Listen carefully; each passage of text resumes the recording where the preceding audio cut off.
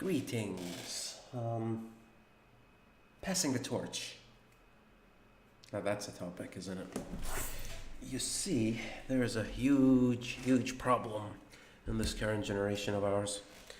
Um, or every generation ever, but like it's something I noticed, which is that people have a difficulty with the concept of passing the torch. You know,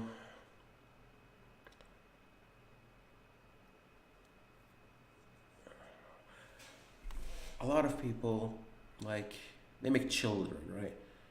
In Kuwait, and a lot of times they make children because that's what you're supposed to do, right? Get married, make babies. It's glory, right? And then they pass off the kid to, the maid you've exported or imported rather from the Philippines or India, what have you, and they become an afterthought. You have to take care of them. What can you do? And it's a weird concept to me. Like that's just why, like when anybody talks to me about marriage, I'm like, nope. It's because what? I don't want to raise a kid yet. Why? Who am I? I'm like 23 now. I've got a chalkboard in my fucking room. Like, what? How am I gonna raise a kid? I'm too busy playing around. I have video games. I have a mic and a YouTube channel. You want me to raise a kid? How dare you? No, I won't raise a kid. I'll make a disaster. And guess what? A lot of people are making these days, huh?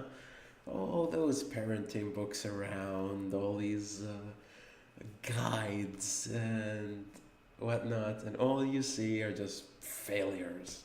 Just walking failures. Is it the kid's fault? Is it the parents' fault? I have no fucking idea. That's a formula I'm not gonna analyze today. All I'm gonna analyze is the concept of passing the torch, which is a concept I think should be embodied in your children or the parents that to give it to your children, as well as in game developers, writers,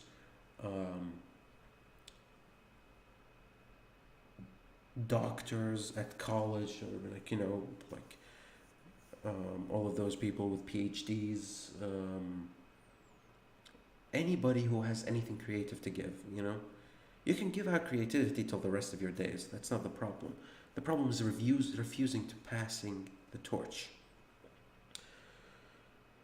I've always been a fan of Ieyasu Tokugawa from the history of Japan. For one thing, everything he did is irrelevant. It's fucking Japanese history, right? But one thing he did, I'm like, okay, I can respect this man. He abdicated the throne early to his son and helped him manage it throughout. So when he died, the succession was just non-existent. Ieyasu died, but guess who's been ruling all this time? Who was the ruler proper? And I'm like, this is an underrated concept. I mean, it happened to with Murad II, with the Ottomans, right? Murad II gave it to his son Mehmed II, who ended up taking over Constantinople. Blah blah blah. End of the fucking medieval era. Whatever, right? And the idea is passing the torch early, so by the time I'm gone, even though I'm still here to help you, the succession is safe, it's balanced, and it's been given time to mature, make its mistakes and its problems, because nothing that is succeeded will be exactly the same. So a lot of people don't do that. They stick to the ways of old. When my dad raised me this way, so I'll raise my kid that way. It only makes sense. But I like what my dad did. And what my dad did was, back in the day, we used to have A, B, C, D, 1, 2, 3, 4 things we did wrong as children, or our parents did wrong because they didn't know any better. Well, guess what? Guess what? I have a degree of in education, and so I will pass on my knowledge and raise my kids in a way that we turn out better than their generation. And as far as I'm concerned, he's been overwhelmingly successful. right? And I noticed with my critical mind that my dad helped me develop that, huh, there are a lot of things my dad does wrong too. Huh, if I ever have a kid, I'll take these mental notes. Don't do this, don't do that, don't do this. Because they're incorrect, or they're old, or I could see them, but my dad couldn't, and so on. You know, nothing major, just small things. You know, just ABCs, like tweaks. Sometimes big things, but nothing that's disastrous. But again, I owe it to my kid and to my dad that my kid turns out to be better than me in every way. I always flirted with the idea. You know, my dad was the first in his family to be college educated, and then like his three children were the I think his first child, my sister, turned out to be the first engineer in the family.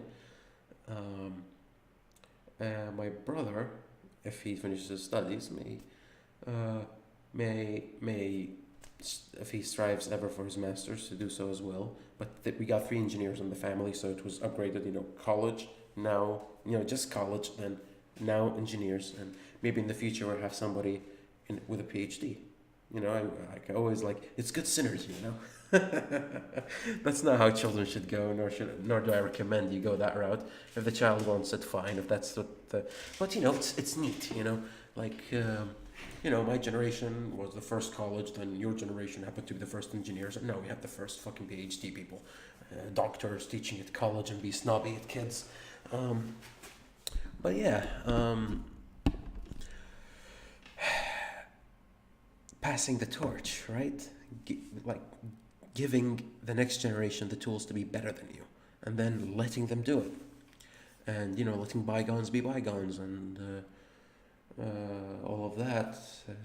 Just to me is the natural progression of things. Why else would we die? You know, because you know there needs to be an update. You know, you know, you can't just love jazz forever. You know, jazz has to be discarded for something and become part of musical history, much like every other person who died, right? It's a natural progression. One can be forgiven to look at it as part of a big chain of collective wisdom, or God, if you believe in it, or God, if you believe in it. I think it's okay, there's no scientific empirical evidence for this issue, therefore it is empirically irrelevant to the discourse of the situation. Or you can be like, if you stop being a little bitch, the pattern is kind of clear, isn't it? Oh, there's a smudge, I think. Whatever. So, in this overwhelming scenario of passing the torch, and I say it's overwhelming because pride gets into a lot of problems whenever the passing the torch comes. Now, one of two things. There are people who always want to be better than their children, and what I mean by children doesn't have to be biological. It can be a student you picked up. You've taught him for 10 years, and now he's better than you, and you can't accept that. That's what I'm referring to, right? Some people react to it very negatively, as in, I'm the master. I'm supposed to be the one who's always better. Why are you taking all the skills now, or you're better than me? It's unacceptable. I won't ever admit it. And there's I remember what was it, the old back in my jiu-jitsu days, back in my jiu-jitsu days, there was a certain Brazilian practitioner, black belt. Him and his younger brother were always in it, and his brother was better than him. And at a certain point, that stopped being the case. The little brother started being better. But if they ever get matched up in any tournament, they never played serious, and the big brother always won. And the idea is to keep that aura going, then to keep the respect of the older brother being better. And I'm like, what the fuck is wrong with all of you? If he's better, he's better. Let him pass the torch. Let him be the new man.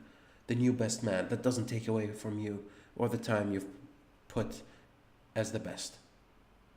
You know, it doesn't do anything. You know, we were playing Crusader Kings, that's which is a video game, Crusader Kings 2, right?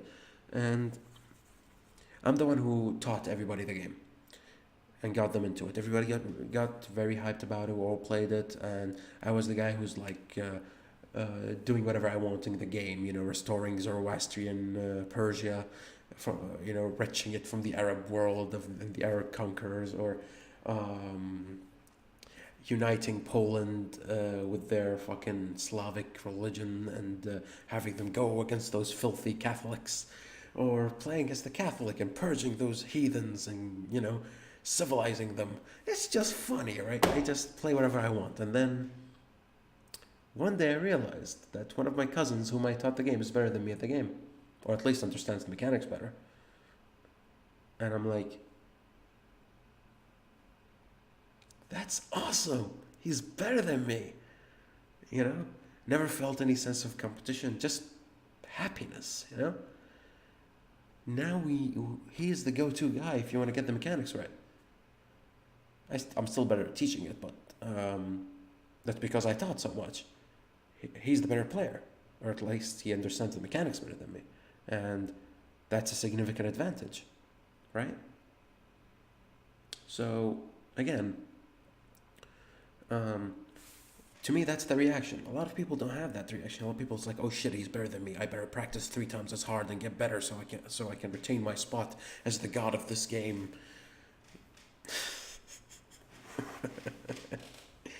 As they call it, I want to be the king of tying my shoes. And to me, that's a concept that's not really applicable. As far as I'm concerned, you should patch the torch, give it to the next generation. You can strive to be the best, that's fine, but that shouldn't be the primary point of focus. The primary point of focus should be either growing the art and discipline you're a part of, or improving it, or improving yourself within that discipline. Not really being the best at it, not really being the most that's one thing or another. It's just growth, health, and happiness, right? Things that are often missed in creativity these days. Growth, health, and happiness. Something to think about. That's it for today, and subscribe, comment, whatever, and I'll see you guys on the next one.